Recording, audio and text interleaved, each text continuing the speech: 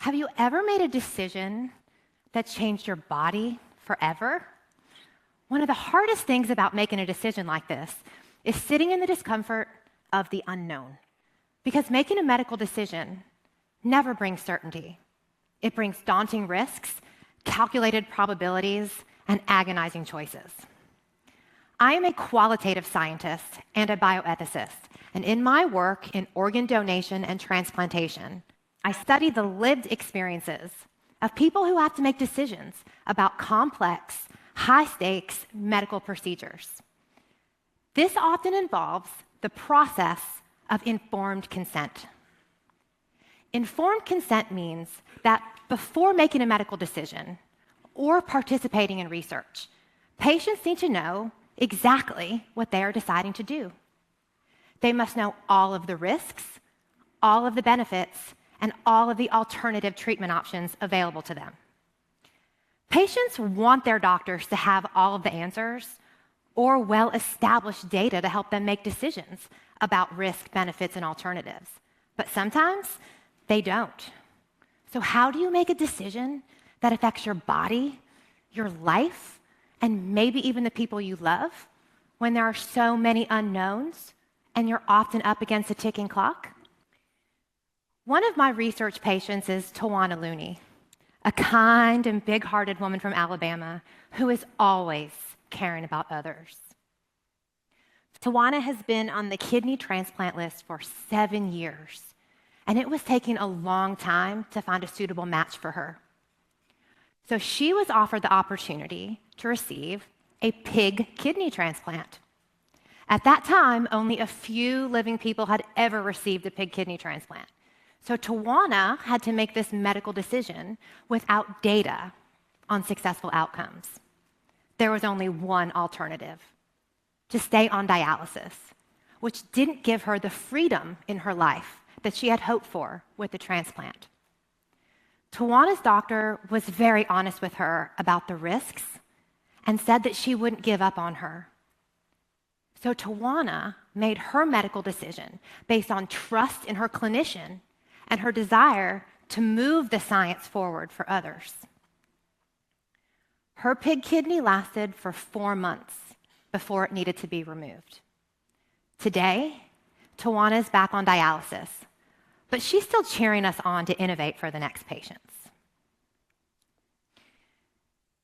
Taylor Storch was a 13-year-old girl who always dreamed of becoming a teacher. In 2010, she wrote a poem that included these words: "I am outgoing and friendly. I touch other people's lives. I understand how to make people happy.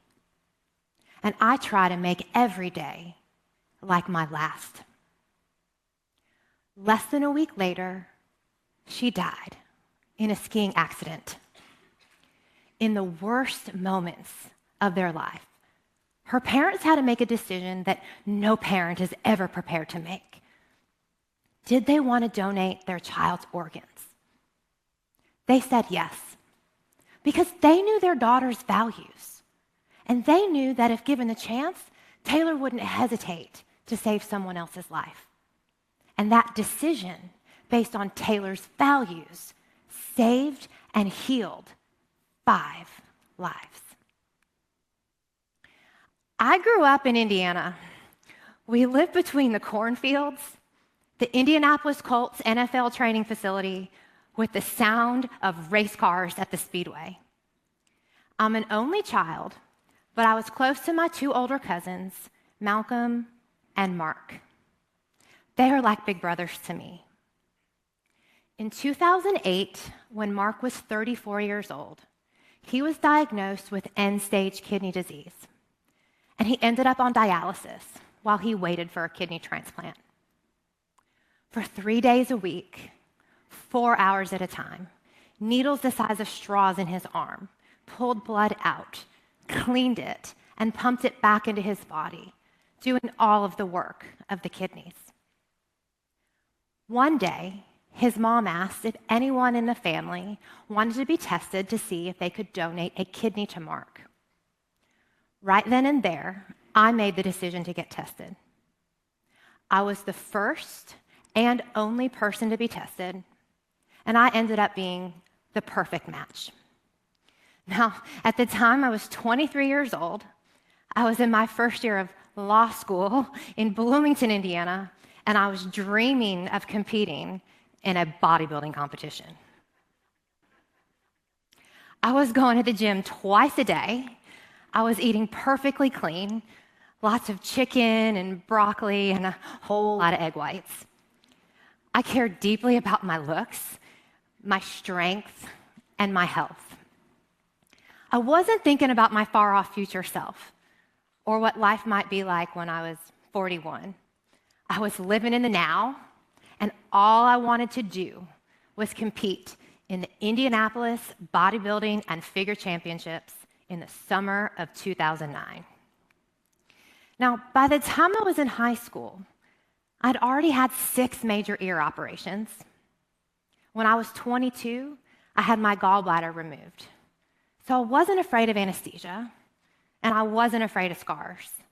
So when I heard those words, laparoscopic donor nephrectomy, taking a kidney out, I didn't flinch.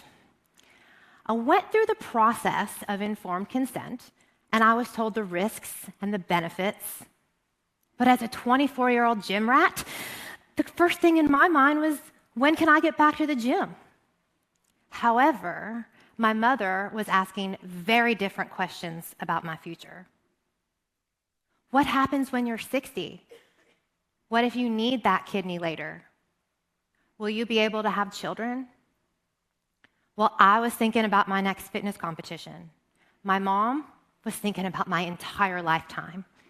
And she was right to. She said to me, Macy, I'd rather donate my kidney to Mark than watch you take that risk. But I was the perfect match. In 2009, the medical community said kidney donation was safe. So I thought I'd be healthy for the rest of my life.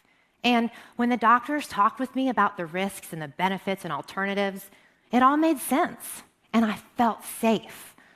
But as the surgery got closer, I did get really nervous because now the questions that my mom were asking after months of testing were becoming real, and they started to weigh heavily on my mind. I started to think about my future and whether I'd even be alive at 41 or whether my life might be so compromised that I wouldn't enjoy doing the same things I enjoyed doing at 24.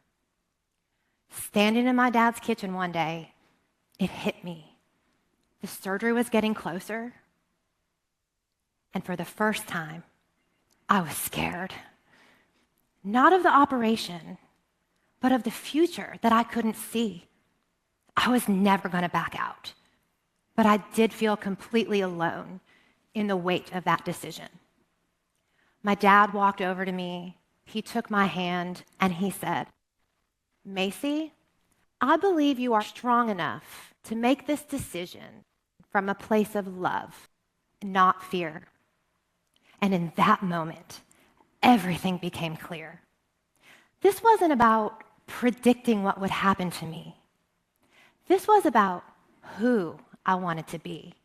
And I knew then that I could live with that decision. So I did a fitness competition in June, and in July, I donated my kidney to Mark. Today, 17 years later, Mark is thriving. He's built a full career as a TV news reporter, even reporting from behind the scenes at the Grammy Awards this year. And as for me, my scars are still here. I don't compete anymore. But this experience changed the trajectory of my life. It pulled me into rooms with clinicians and scientists asking a different kind of question. How do we help people make decisions like this when there are no guarantees?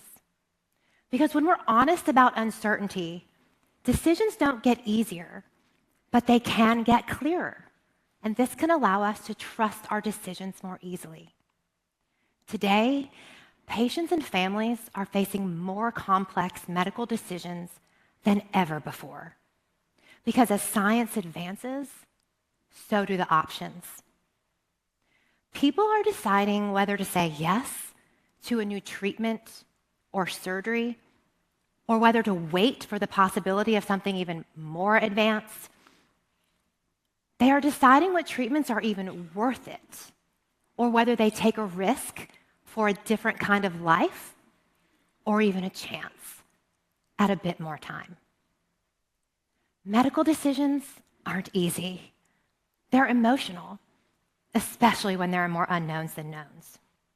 So, what if your medical decision isn't defined only by the outcome? What if a good medical decision is defined by the integrity of how you made that decision? When you find yourself facing a medical decision, here are the lessons that I've learned from my scars.